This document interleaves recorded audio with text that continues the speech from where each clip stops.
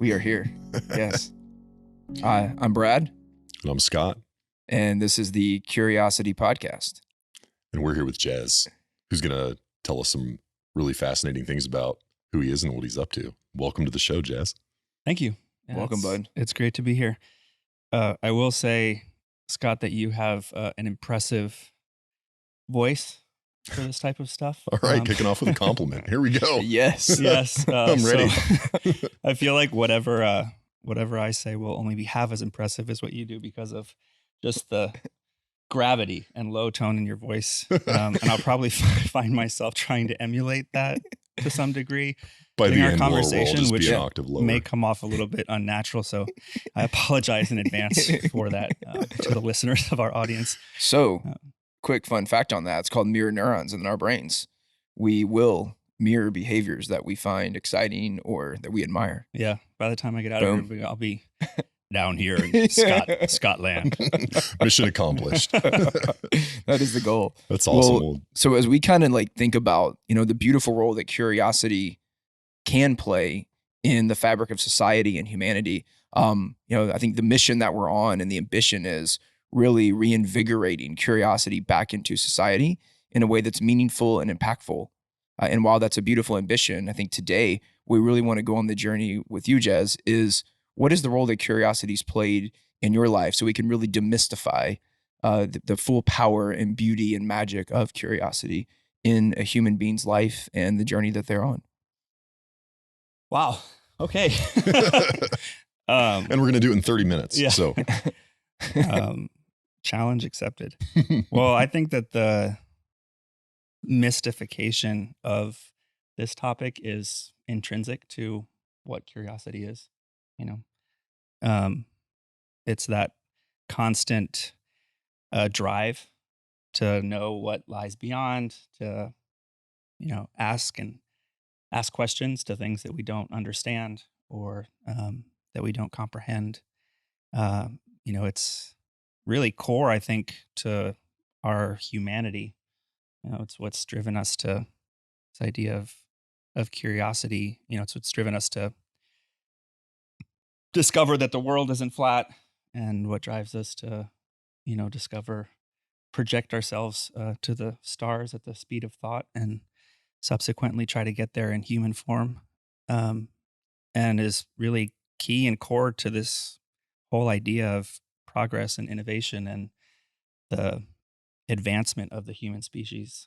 And I think the mystery is what continues to draw us. So I won't be able to demystify much, is what I'm trying to say. Can you tell us a little bit through kind of your own experience, like some of the things that you've seen or that kind of stand out to you, of things that you've discovered or have observed other people kind of learning about or discovering, just kind of that, how, if there's like a specific example or like a story that stands out when you think about kind of the topic, maybe just to get into some more specifics, because we're starting out here in kind of this very nebulous kind of concept. There's no right answer to. And so just maybe if there's an example of something that you discovered early in life or recently, or something that you might be willing to share.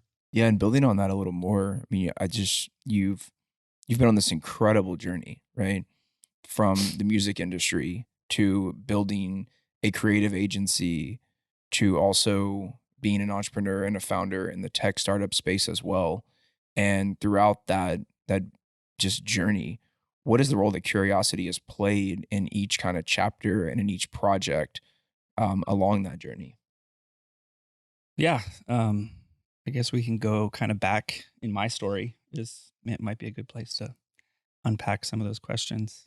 And curiosity definitely has played a big role in kind of my life path and even, career path, if you will. I've always seen, you've heard me say this, Brad, but I've always seen my life more as a series of projects as opposed to, just like one linear sort of deterministic path that I take.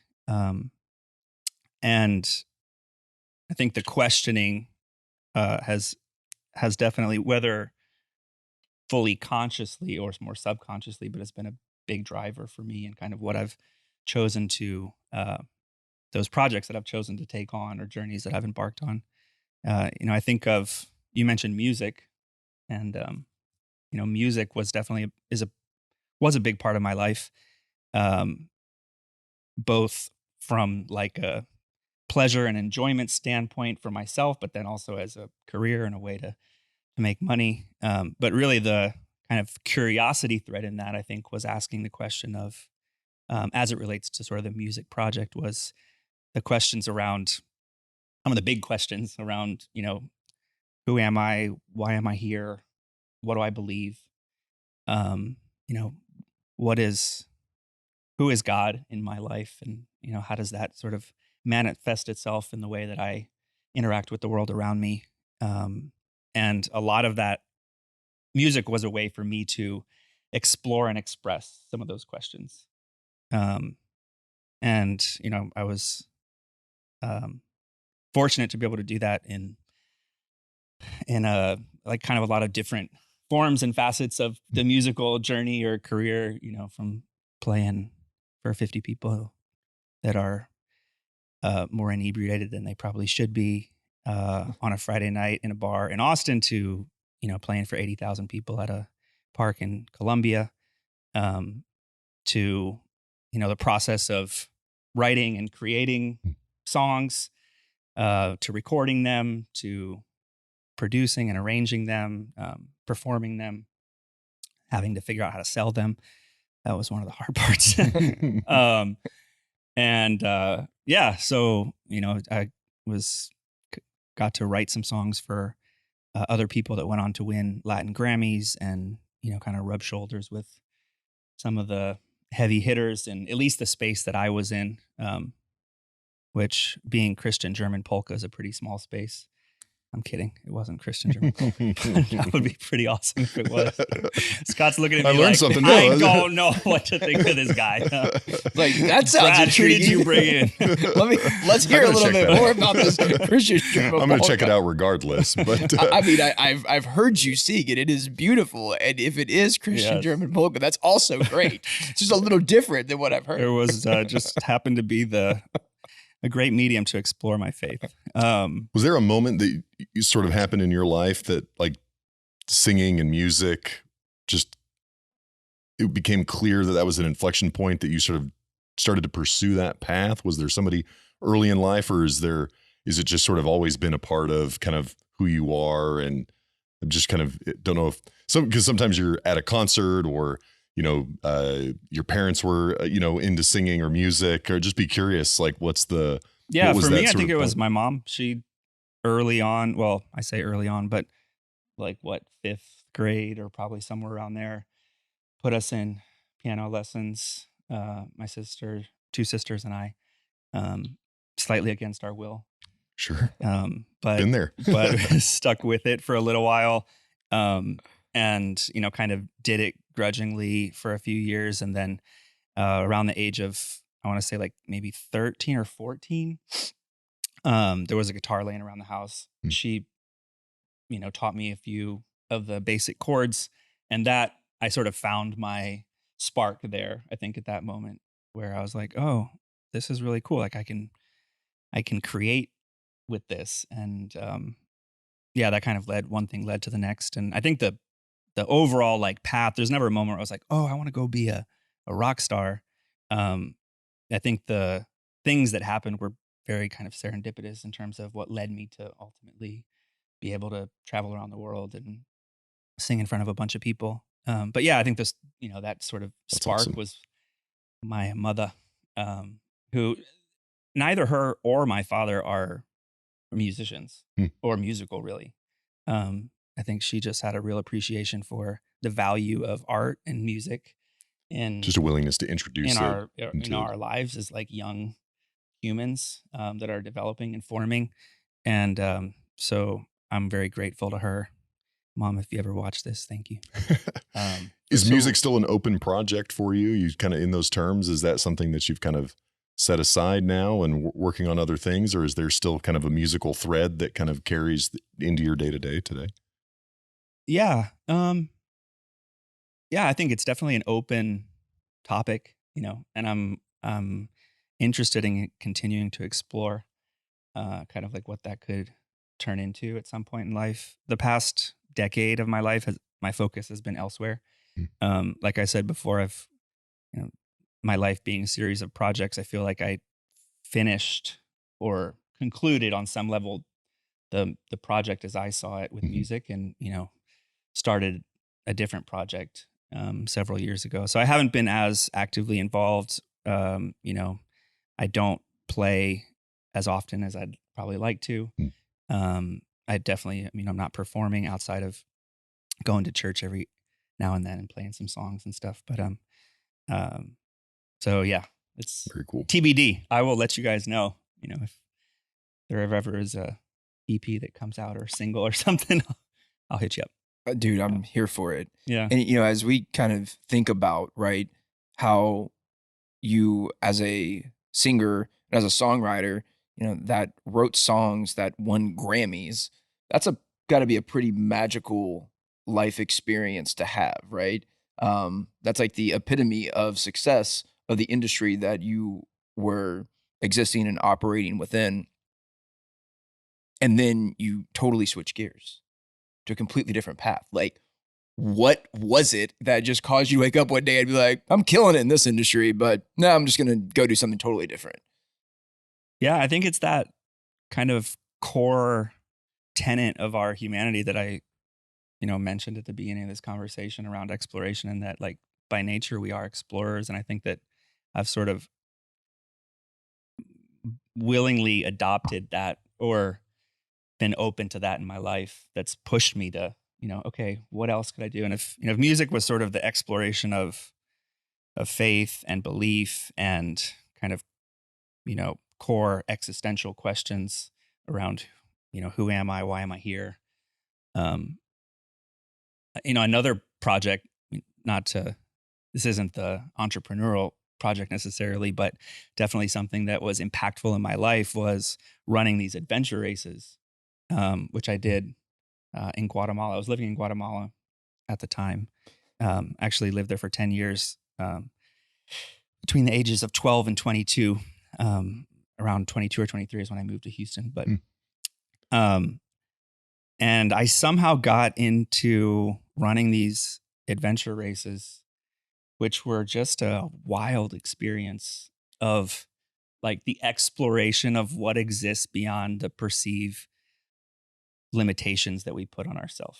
Right. For the audience, like, what is an adventure race, and just like a quick synopsis? An adventure race is like an off-roaded, triathlon. Think of it like on foot, or swimming. But there's usually testing 3 or 4 of the human body. It sounds like core disciplines. There's trekking.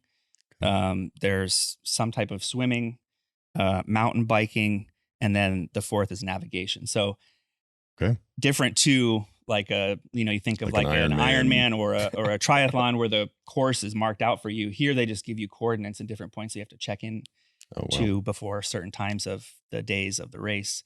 And so you have to get there by navigating with a compass and map. Sounds like Boy Scouts on steroids. Yeah. It's like that's so awesome. It's a team sport. Kind of the classical version of it is. So that, it has to be co-ed. So that has to be guys and girls. And the sprints, which is what we would run, were about 100 miles or a little less, 100 kilometers. Wow. And, the kind of the official full length version of the race is like 500 kilometers. So those span anywhere from like a day to 2 to, 9 to 10, 11 days, depending on how long the race is. So yeah, I mean, you'll trek, survival, you trek, you climb, right. hike mountains, you traverse jungles. And in my case, literally in Guatemala, I mean, we're like crossing the jungles and hiking volcanoes. And I got to see some amazing parts of the country. And then, you're swimming, one time that was in a lake, for example, the other time it's in a bay, and you're carrying all of your gear. So you pack everything with you the whole time. And then there's like mountain biking, and they'll usually throw in some surprise thing there, like rappelling or kayaking or something like that. Anyway, That's it's awesome. it was an experience, man. I mean, it was like I got to explore not just like some actual like physical territory in terms of really cool places on the planet. But like what I was saying around this like exploration of limitations, whether those be like mental or physical to myself. And that was, whether I was like super curious or not about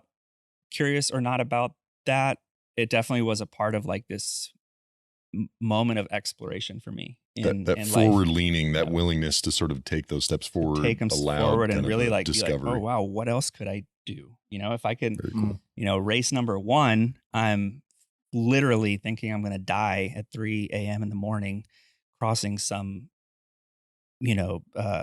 cliff face and landing on a beach at 5 o'clock that morning just to literally collapse for 8 hours on the beach.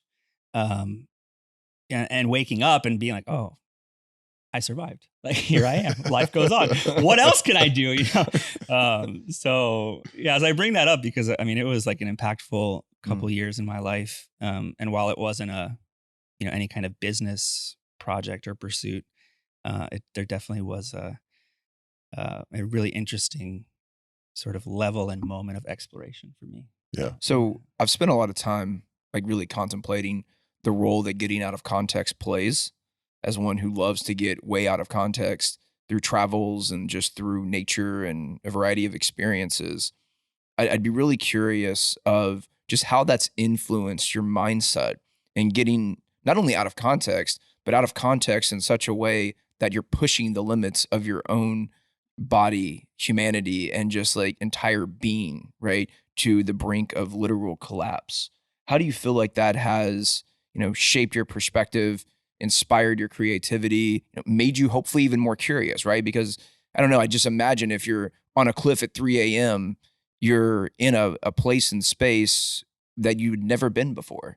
And I feel like that would almost just push the boundaries of your own mind to think even more differently than how you ever imagined you could before that. Talk about like annihilating the orthodoxies that we put upon ourselves. Yeah, I think getting out of context is so incredibly valuable. And that's why I love travel so much, because travel allows you to do that. It allows you to kind of get outside of the known and experience the world through a different lens and see other cultures and other, ways of thinking and ways of operating and ways of doing things, different beliefs, different drivers, which I think is really core to this element of progress. It's how we even provide ourselves the mental space to question our assumptions and, question the things that we thought we know. And it's in that we're able to progress and move forward because we wrestle with those things and we get some answers, and in that we get more questions, and and hence the progress happens. So yeah, I mean, I think that's definitely core, and travel's been a big part of my life as well. And I have my parents again to thank for that, because we did travel around quite a bit, and it's something that I'm trying to expose my children to as well, and kind of make part of our experience, as a family and them growing up, is to be able to travel and see other places and other people and other ways of doing things. So as you think about your travel, is it something that is kind of opportunistic? Is it something that you're very sort of organized and deliberate about, in the sense of, hey, I want to go to these locations, or kind of bucket list places or preferred locations to have your kids experience? Is it sort of structured in the way that you do that? Is it, or is it just kind of opportunistic, discounted United flight somewhere that looks interesting, and so you kind of just it's kind of all of the spontaneously above, jump on which is probably at the highest level, structured on some level, and that okay, every year we're going to, we're traveling somewhere. In there's a lot of flexibility though, which is kind of there's a lot of words I'd put in the life of Jez. Structured is probably not one of them. Tumbles pretty far down the list. That's what serendipitous wonder and magic. Yes, because I mean I've got kids, and like spontaneous travel is like a really crazy hard thing to do in some ways because they're they've got their own schedules, they've got their own kinds of things, and so it's just sort of. It's just kind of a commitment to self and family that we're going to go somewhere in a calendar year. And then it's just knowing that that's the case, just having sort of your antenna up for that opportunity. And then it's like, you kind of know it when you see it, like, okay, that's where we're going to go this time around. There's some times during the year, like the summer is a good time. And so we've tried to kind of start this tradition. For now, it's been Guatemala just because that's where my parents are. And they actually have a really wonderful work up in the northern part of Guatemala, which is largely rural and underdeveloped. Just kind of a great escape. And so they get to see kind of a completely different reality. And, my parents have a jungle school there with 400 kids and different programs and initiatives around conservation of the forest and around, entrepreneurship and economic development for the community. So there's some really great things that they can kind of get involved in as well as see like a different reality completely. And I think that's incredibly valuable. So we've, said, hey, let's send them down there for a month, out of the year during the summer. And whether that be always Guatemala or somewhere else, that kind of idea of getting out, like you were saying, of your routine and sort of regular just bubble of that we live in and doing it deliberately and just not letting it sort of happen on its own. I like it. Very cool. We had mentioned the kind of the tech founder kind of working on some things in that space. Maybe we could pivot to that project.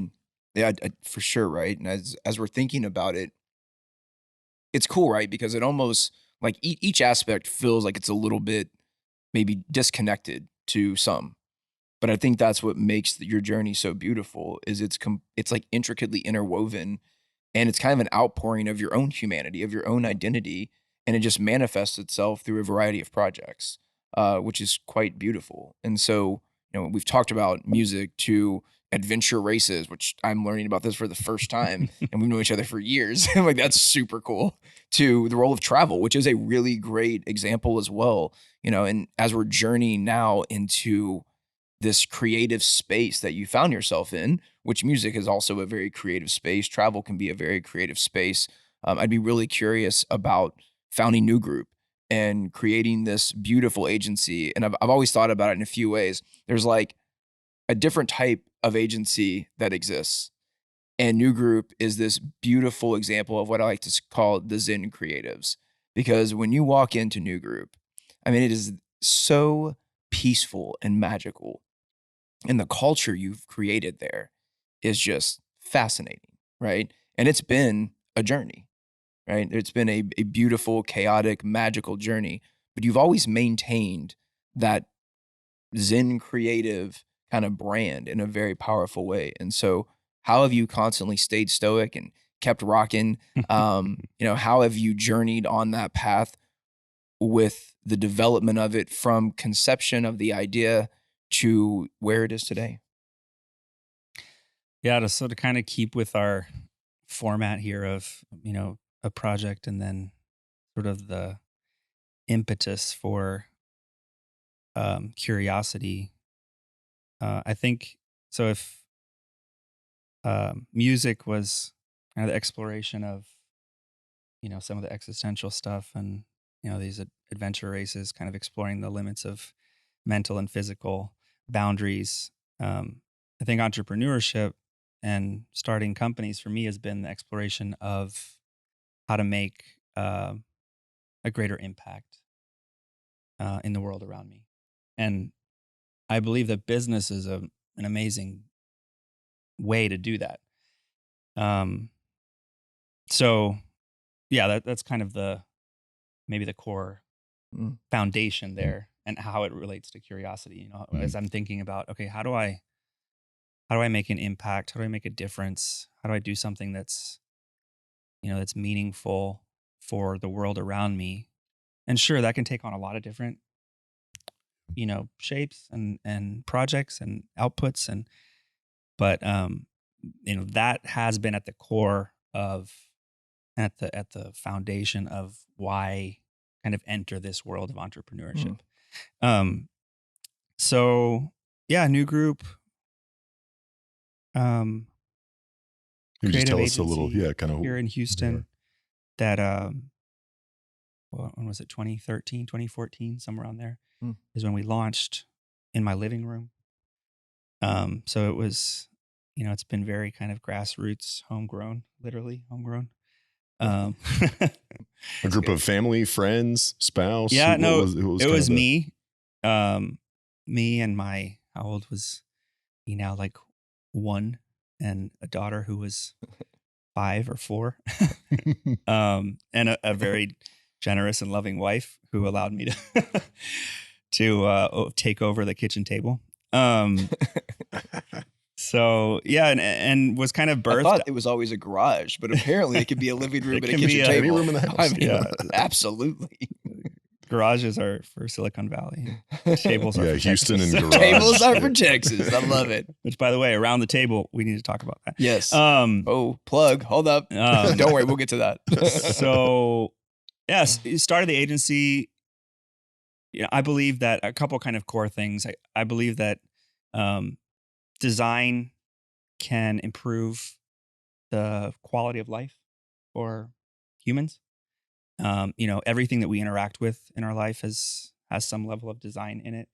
And to the opposite of that is, poor design or lack of intentional design can often result in things that are very damaging and hurtful. So I think that's a core tenet that, has led me to sort of pursue design as something that I've tried to explore, to expound, to get better at, to propagate, to rally people around, to build into the processes of business and innovation.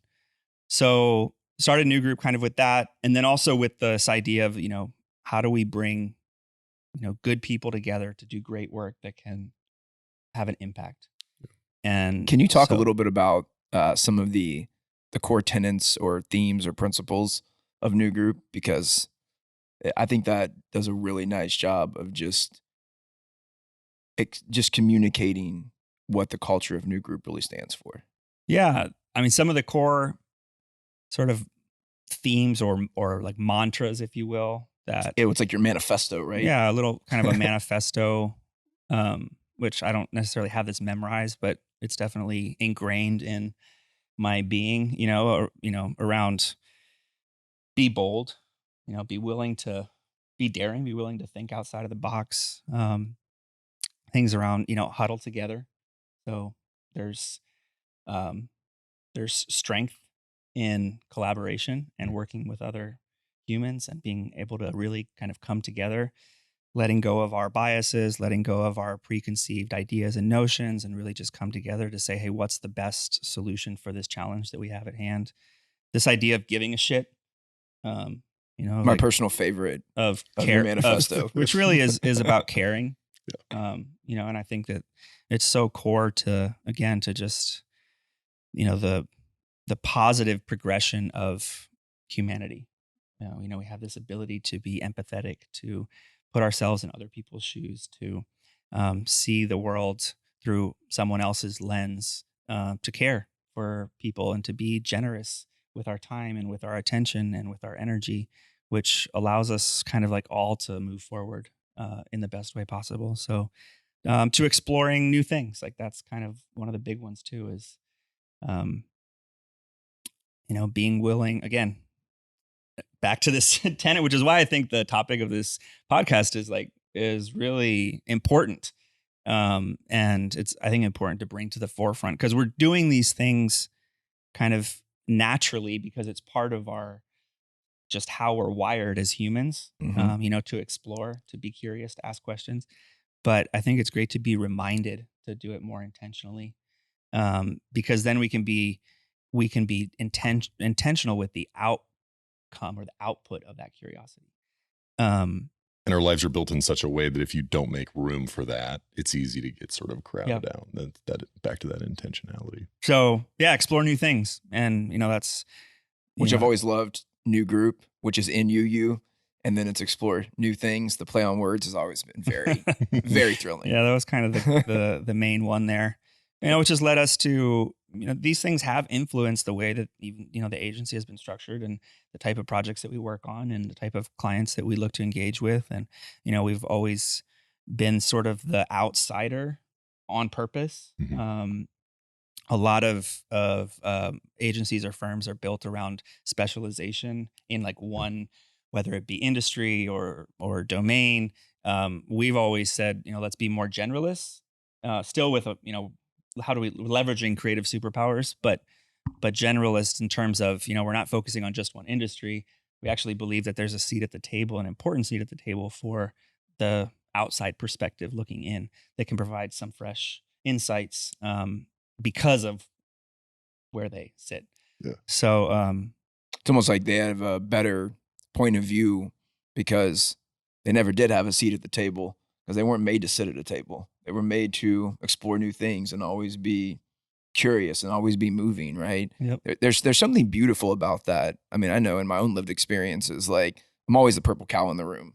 And, it sometimes feels real lonely, but there's a lot of purple cows in this world. We're not alone. And I think that's one thing beautiful that an agency like New Group has done so well is you've given a lot of purple cows a place where, they can do meaningful, impactful, important work together. I mean, I know, back in the day, we used to always call ourselves the misfits at 900 pounds of creative because we felt that way a lot of times. It was like, bring all the misfits together and let's see what we can create. And there's something beautiful about giving people a place at maybe a different kind of table. Yeah. Maybe it's no table at all. Maybe we got rid of the table. We stood on the table. We don't sit at it. No, I love it. Jez, this has been a fantastic conversation. And as we kind of wind down, there's I guess, kind of a question of what's next? Like what's on the horizon? Do you have sort of, as you're going through and as you kind of, you've gone through enough of these kind of cycles of projects and things in your life, do you feel like you've got a lot of runway still on this chapter of your journey and the project that you're on? Do you start to see that on the horizon of kind of the next thing? What's kind of anything that you'd be willing to share that kind of sitting on the back burner that maybe kind of when you get a little bit more, elbow room in life that you kind of start to work on next? Well, there's always a back burner, multiple back burners. So that's just also part of like the way that I'm wired. A lot of pots simmering. If there was only one burner, I would just disintegrate. You're a chef. Yeah. You're making a beautiful, beautiful meal around the table. And oftentimes that's my challenge is having to, focus a little bit more because I'm definitely wired in terms of like pursuing new ideas, and those seem to come quite often. So I have to resist the urge to pursue them all. So yeah, there are multiple things, but one of them, and the kind of the main one I would say that I'm really excited about right now is this idea, to your comment, Brad, of, maybe there's no table at all. Like, what if we took the table away and still, thinking of this idea of bringing good people together to do great work that can make an impact? What if that wasn't constrained or limited by just like physical location or a specific time, but rather, we could engage that same or harness that same energy or that same power of the collective, but across space and time. So that sounds all very like meta, but basically what I'm saying is, how do we create a better system or digital infrastructure to connect people for meaningful collaboration? And, this is kind of taken on a couple different manifestations, which is actually the name of the project that I'm working on. It's called Manifest. And, one is in this element of community, which there's a lot of different community management tools out Sure. there, and definitely not looking to just build another community management tool, but rather how do we connect purpose-driven, action-oriented communities amongst themselves Hmm. to sort of increase the value of the ecosystem for all. Yeah. And I think that that's a really relevant topic right now, just because of Yeah. the possibilities that exist in terms of technology to actually do that. Which goes everything, from the obvious being like the internet to, blockchain and DAOs and cryptocurrencies and things that we can do to bring more transparency and more connectivity to our interactions and our collaborations as humans. And then the other being kind of this idea of when we look at sort of innovation um, as it's contrasted with invention being the creation of something completely novel and new, innovation, not necessarily that, but rather bringing things that might already exist together, but combining them in a novel or new Of course. way to create something of value. And then also being able to commercialize that as Right. like one of the core definitions of or objectives of innovation. So if we think of innovation as such, as the aggregation or combination or assembly or orchestration of different hardware, software, and service components that come together to deliver some solution, how do we create some digital infrastructure to allow those partnerships to happen and connections to happen that result in the more innovation at a faster pace via a decentralized ecosystem of partners, which is, again, big idea, lots of ways that can come about, but that's the challenge that we're currently engaged in and trying to solve, or at least solve a part of. So Very cool. So, it's interesting because you're kind of speaking to just this beautiful reality of how technology is catching up with our imaginations. I think it's pretty amazing to think about the fact that I wouldn't say, all ideas are net new.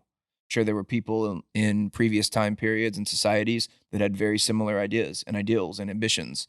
Just didn't have the technology yet to unleash those ideas and ideals and ambitions and really bring them to life in the same way that we are today. I think if we think about technology just for a moment in its evolution, as you mentioned, right?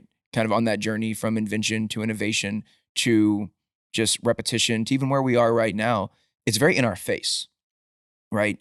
And is there an inflection point or a tipping point where technology kind of just fades into the background of our lives and gives us more opportunity to, I don't know how to say it, get our humanity back a bit and not be so self-absorbed in the technology, but allow for technology to play a bit of a different role, which sounds like what y'all are doing with Manifest is what if technology played a different role and it wasn't necessarily needing to be, on the phone, in our face, directly invasive, but had a less invasive role maybe. Like, how is Manifest working to really bring that to life or manifest that?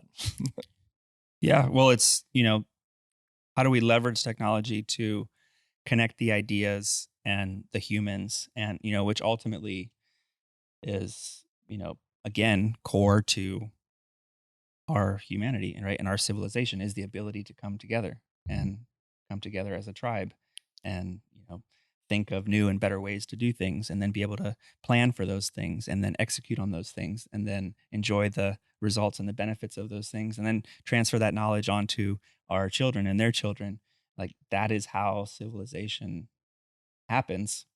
So it's, I mean, yes, it is technology that's kind of that's underlying our ability to do that in the way that we see it now, but the core interaction is still very human. And we're saying, how do we how do we yeah, he's been circling here as well. Made our way down. I'm glad to know it's not just me. I thought maybe it was like it's not. I'm pretty sure it started down here and it sort of made its way. We're very real on this podcast. We've been talking about the little gnat that's floating around and interrupt We've got people a while they're second talking, guest saying that's gnat. So go away, little guy. So yeah, I mean, how do we, further that create ways to further that kind of core human element of exploration and curiosity and innovation. Seems like Constantly technology exploring things. enables sort of the dissolution of boundaries, like legacy boundaries. And now humans can connect on topics of their own interest and their own motivation versus what might have been the driver for historical boundaries to be stood up. It seems like it would enable this future state where people with common interests and motivations can come together to drive a particular outcome. Seems like we're steps into that journey, but some time away before we ultimately get there.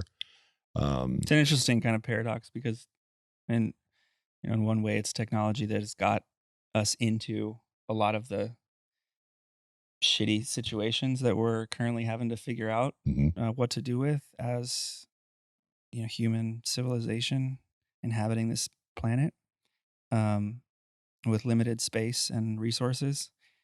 But at the same time, technology is part of the answer to solving for those problems and continuing to move into the future in a way that's sustainable. But being deliberate about those outcomes and some of the unintended consequences that have kind of unfolded. I mean, Spider-Man, right? With great power comes great responsibility. I mean, it's something that it's a mantra I truly believe in, because just because we can create, should we create? That's a question we have to ask ourselves more often and really be authentic about the answer, for sure. Anything that we haven't touched on that we like? What should we have asked you that we didn't? Like, what? I don't know. What fascinating thing that plant a seed for the next one. We'll do a part 2 sometime. Yeah, no, I don't know. This has been fun. Just to kind of talk a little bit about some of the ideas and things that I've lived, and hopefully they're can be relatable or applicable or insightful on some level to whoever listens to this podcast, and would be happy to come back anytime. Okay. Well, Jez, we're excited to see how you continue to explore new things, be bold, and give a shit, man. Thank you so much for being here with us today. And we hope that curiosity continues to always be a motivator and a driver for you as much as it is for us. And hopefully everyone that's getting an opportunity to be here with us in this moment in time.